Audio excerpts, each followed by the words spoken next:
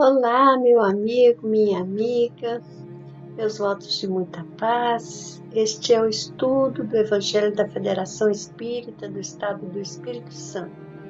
Estamos estudando o Evangelho segundo São João. Hoje, dando continuidade ao capítulo 3, vamos estudar os versículos de 16 a 21. O texto bíblico está registrado assim: porque Deus amou o mundo de tal maneira que deu seu Filho unigênito, para que todo aquele que nele crê não pereça, mas tenha vida eterna. Porque Deus enviou o seu Filho ao mundo, não para que condenasse o mundo, mas para que o mundo fosse salvo por ele. Quem crê nele não é condenado, mas quem não crê já está condenado, porquanto não crê no nome do unigênito Filho de Deus. E a condenação é esta, que a luz veio ao mundo e os homens amaram mais as trevas do que a luz, porque as suas obras eram más.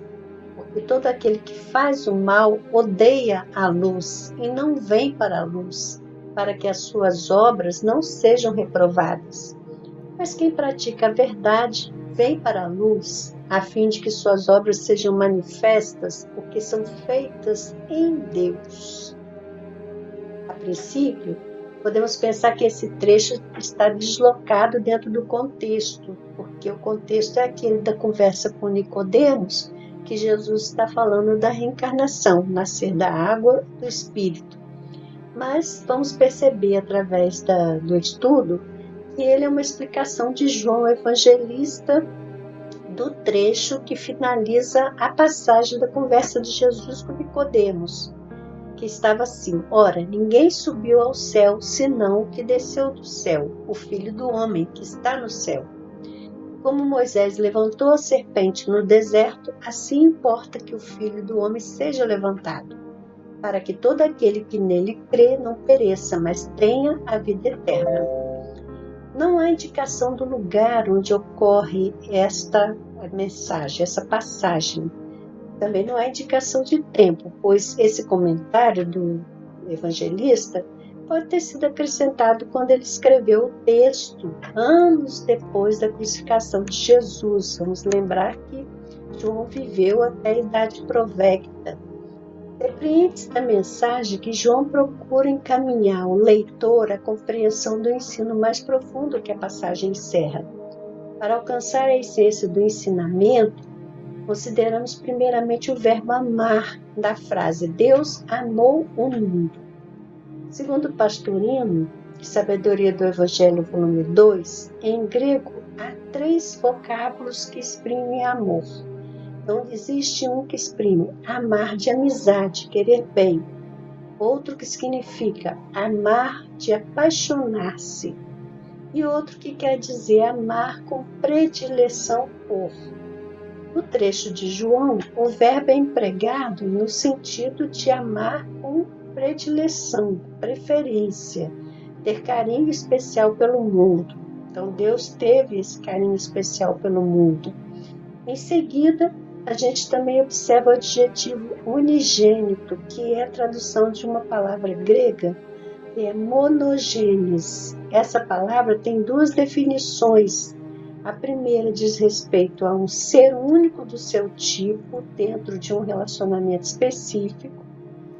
E esse significado é ligado ao seu uso em Hebreus, no capítulo 11, versículo 17, quando o escritor se refere a Isaac como filho unigênito de Abraão, mas Abraão tinha outro filho. Mas Isaac era o filho dele com a esposa, o outro era filho com uma escrava. Então, unigênito nesse sentido. E a segunda definição diz respeito a ser o único de sua espécie ou classe, único no gênero. Este é o significado implícito em João, no capítulo 3, versículo 16. Na verdade, João é o único escritor do Novo Testamento que usa essa palavra em referência a Jesus. Nós podemos ver isso no capítulo 1, versículo 14, e 18, no capítulo 3º, versículo 16, que é esse que nós estamos analisando, também no 18, e na primeira epístola de João, no capítulo 4, versículo 9. Se levarmos em consideração as informações que os Espíritos deram na questão 625 do Livro dos Espíritos, podemos depreender que, considerando o relacionamento da humanidade com Deus, Jesus é o único ser do seu tipo aqui na Terra, e também o único de seu gênero que encarnou aqui, o Espírito de condição plena. Então, no caso da segunda definição. Analisamos também essa expressão vida eterna. Quer dizer, se crê em Jesus, vai ter vida eterna. Essa expressão, essa tradução é questionável, porque quem crê em Jesus tem vida eterna, quem não crê vai ser destruído. Isso, morte do espírito, isso não nos parece plausível. Mesmo admitindo um castigo eterno para quem não crê em Jesus, ainda assim a alma continua vivendo. Então, ter promessa de vida eterna, simplesmente significando continuidade da vida, não parece plausível, porque todo espírito criado vai viver para sempre, não tem destruição. E nós sabemos que pelo processo que o Espiritismo nos ensina da reencarnação, todos vão passar por várias experiências e vão chegar à plenitude. Então, na verdade, é um outro tipo de entendimento, não vida eterna no sentido da permanência da vida, mas no sentido da qualidade desta vida. Então, não se refere à duração, significa a qualidade.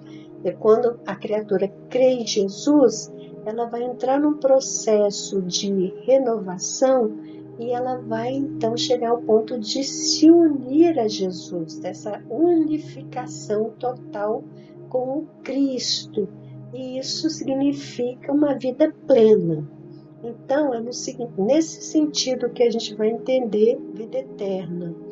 Paulo explica o sentido dessa vida imanente, dessa vida plena, quando ele diz assim: o salário do erro é a morte, a recompensa de Deus é a vida permanente em Cristo Jesus, o Senhor nosso. Isso está na Epístola aos Romanos, capítulo 6, versículo 23.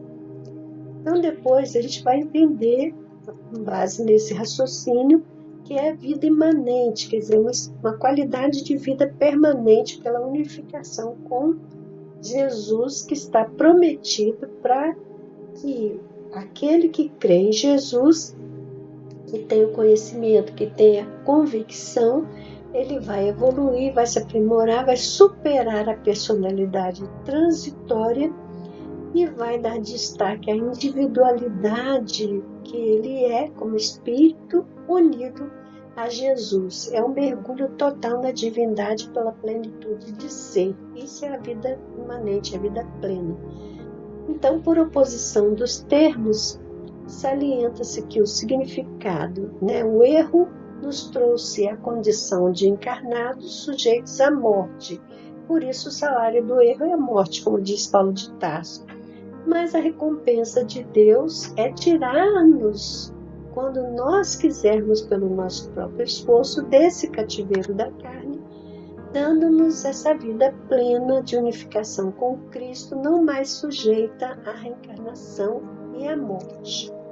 Então, Jesus é uma criatura de Deus, como todos nós, mas está situado em um nível evolutivo diferenciado, de plenitude, que o categoriza como o único do seu nível que esteve aqui com a permissão de Deus, pelo amor que o Pai tem por nós, para nos permitir o conhecimento que nos levará a superar a contingência de reencarnar em corpos materiais, habilitando-nos a prosseguir, evoluindo às esferas mais elevadas, ensino que sem dúvida é a essência da fala de Jesus a Nicodemos.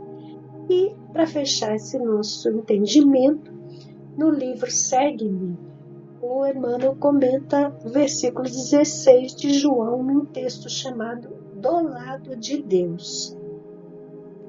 Porque Deus amou o mundo de tal maneira que deu o seu Filho unigênito para que todo aquele que nele crê não pereça, mas tenha vida eterna, que é o versículo 16 desse trecho que nós estamos estudando.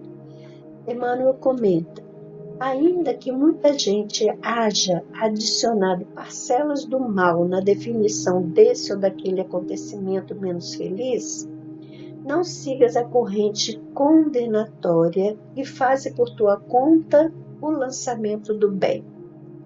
Por muito se atribua à divina providência juízos fulminativos ante os erros dos homens, e embora nos reconheçamos retificados em nossos desvios pela justiça perfeita, Deus é o perfeito amor, garantindo-nos segurança e equilíbrio. Basta ligeiro olhar no campo humano para certificar-nos quanto a isso. Escolas dissipam as trevas da ignorância. Trabalho suprime o tédio e incipiência. Máquinas diminuem o esforço. Veículos eliminam distâncias. A ciência, a cada dia novo, reduz cada vez mais o poder da enfermidade, neutralizando o sofrimento, e tanto quanto possível, conforme os desígnios da lei das reparações necessárias, essa mesma ciência, mobilizando recursos diversos, afasta a cegueira e a surdez, extingue inibições, oferece agentes mecânicos aos mutilados e corrige pela plástica cirúrgica certos tipos de expiação, quando os interessados já fazem merecer a cessação da prova que os aflige.